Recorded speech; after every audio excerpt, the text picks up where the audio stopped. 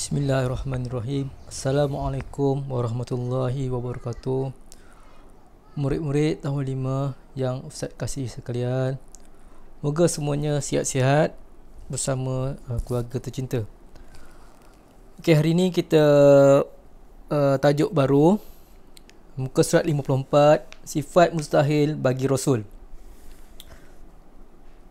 Okey, sifat mustahil bagi Rasul ada 4. Yang pertama, kadhibu, iaitu dusta.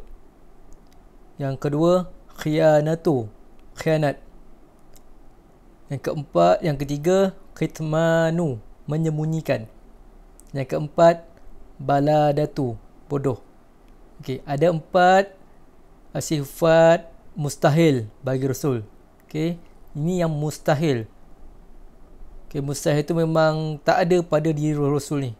Okay, Ustaz ulang balik. Yang pertama, al-kadhibu, dusta. Al-khianatu, khianat. Al-kitmanu, menyembunyikan. Al-baladatu, bodoh. Okay, Ustaz percaya semua orang faham dan tahu maksud-maksud ni. Okay, kita tengok muka surat 55. Okay, apa itu maksud definisi al-kadhibu ni, al-kadzab ni, dusta. Okey, apa itu dusta?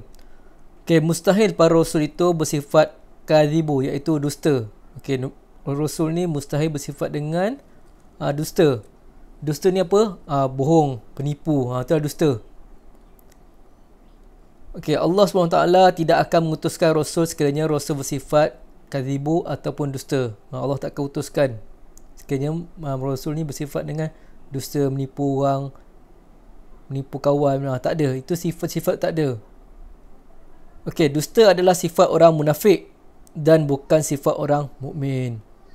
Okey, munafik ni apa? Munafik ni orang-orang yang berpura-pura, berpura-pura baik. Depan orang dia buat baik, belakang dia tak baik. Depan orang dia pakai tudung, belakang orang dia tudung tak pakai. Contoh orang-orang munafik. Contoh munafik. Kita nak orang-orang mukmin, orang yang soleh. Okay. Semua kata-kata yang lahir, yang keluar daripada para rasul adalah benar. Kata-kata dari Nabi, Rasul ni keluar daripada mulutnya semualah benar. Tak ada tipu, dusta tak ada, bohong semua tak ada. Mereka akan menyampaikan kepada umatnya perkara-perkara yang dikehendaki oleh Allah SWT. Apa yang Allah kehendaki, mereka ni akan menyampaikan, akan bercakap dengan benar. Kesan daripada itu, umatnya akan mendapat taufik dan hidayah. Kesan daripada kata-kata benar tu, kita yang terima ni akan mendapat taufik dan hidayah, petunjuk daripada Allah Ta'ala. Setiap orang Islam wajib, dan kita wajib beriman, percaya bahawa para rasul tidak bersifat kadhibu, iaitu dusta, tetapi bersifat sidqu, iaitu benar. As-sidqu, benar, lawannya kadhibu, iaitu dusta. Okey, muka surat sebelah 56, maksud khianat. Okey, apa tu khianat? Mustahil para rasul itu bersifat khianat, iaitu khianat atau pecah amanah. Khianat atau pecah amanah. Orang panggil khianat. Kau ni khianat. Pecah amanah. Maksud pecah amanah apa? Seorang itu bila diberi amanah, kepercayaan, dia kena buat. Kalau tak buat, dipanggil khianat atau pecah amanah. Contoh pengawas, kan kat sekolah, ustaz kat sekolah ada pengawas. Guru-guru kan bagi amanah pada pengawas untuk menjaga murid, dan dia kenalah menjaga amanah tu, buat kerja pengawas. Kalau dia tak buat kerja pengawas, itu dipanggil khianat ataupun pecah amanah. Okey, itu yang di sekolah. Banyak lagi benda-benda besar-besar. Okey, yang tengok yang kedua tu, Allah tidak akan mengutuskan rasul yang bersifat khianat, mengerjakan maksiat dan melanggar perintah Allah. Khianat adalah sifat orang munafik dan bukan sifat orang mukmin. Para rasul wajib bersifat amanah, iaitu kepercayaan dalam semua tindakan. Umatnya akan berpercaya dan terbuka hati menerima segala ajaran. Kesan daripada itu, tidak akan timbul kekeliruan dan kesesatan dalam kalangan umatnya. Setiap orang Islam wajib percaya, beriman bahawa para rasul tidak bersifat khianat, iaitu khianat tetapi bersifat al-amanah, iaitu kepercayaan. Okey, seterusnya kita tengok surat 57, kitmanu, iaitu menyembunyikan. Okey, mustahil para rasul itu bersifat kitmanu, iaitu menyembunyikan. Allah Ta'ala akan mengutuskan rasul yang bersifat tabligh, iaitu menyampaikan apa-apa yang diterima daripada Allah SWT.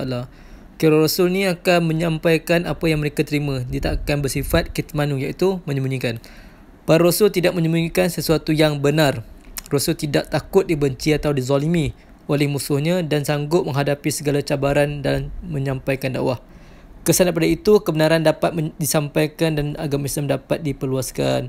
Setiap orang Islam wajib beriman bahawa para rasul tidak bersifat kitmanu, iaitu menyembunyikan, tapi bersifat tablighu, iaitu menyampaikan apa-apa daripada Allah Ta'ala, iaitu berdakwah. Okey, seterusnya muka surat 58, al-baladatu, iaitu bodoh. Mustahil para rasul itu bersifat baladatu, iaitu bodoh. Tak pandai, tak cerdik, itu. Allah SWT akan mengutuskan rasul yang bersifat bijaksana, cerdik dan bukan pelupa.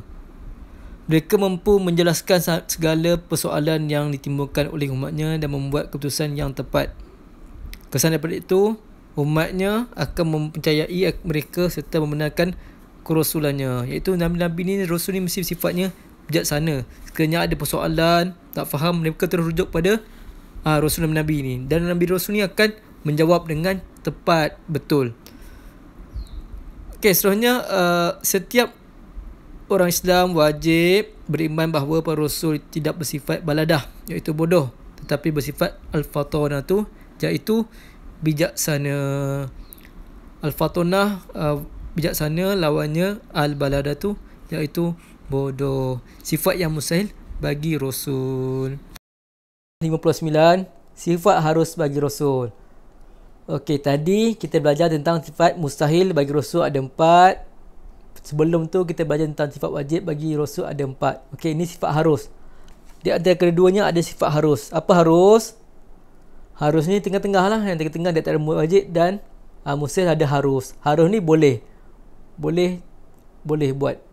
Tak ada masalah kalau buat, dan tak ada masalah kalau tinggalkan. Okay, contoh apa, tengok pengertian harus. Sifat harus bagi rasul ialah bersifat manusia biasa tetapi tidak mengurangkan kedudukan sebagai seorang rasul.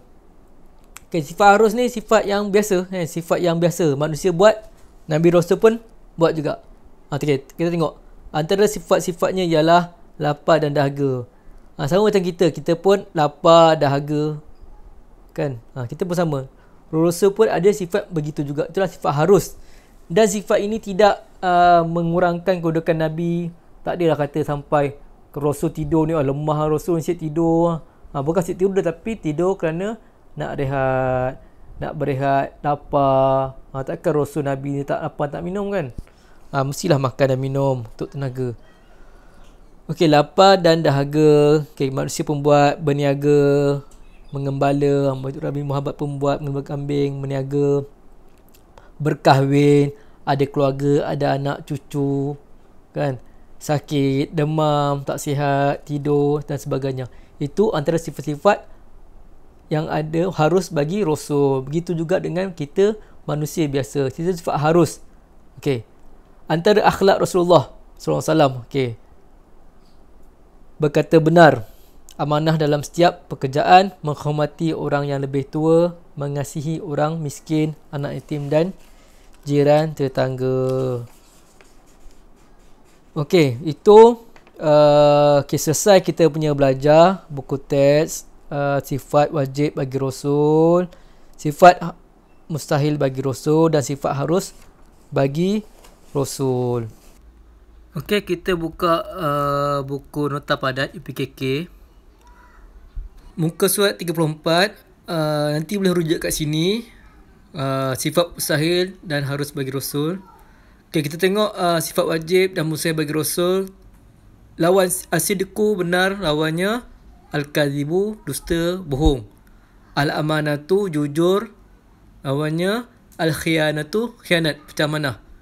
At-tablighu, menyampaikan. Lawannya Al-kitmanu menyembunyikan, al-fatonatu bijaksana, lawannya al-baladatu bodoh.